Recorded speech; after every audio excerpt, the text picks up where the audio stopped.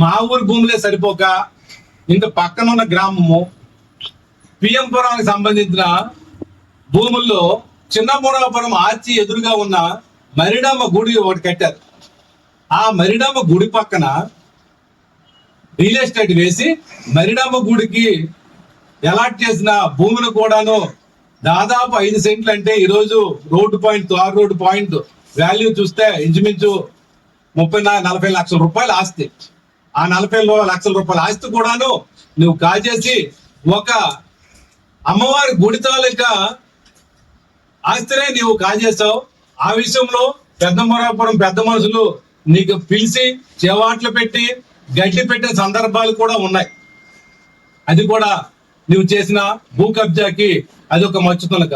నువ్వు చెప్తున్నావు ఎదుటివాడి నేనేదో అవినీతి పరుణ్ణి, లేకపోతే నేను ఏదో భూ కబ్జాదారుడినని. ముందు దీనికి నువ్వు సమాధానం చెప్పాల్సిన అవసరం ఉంది.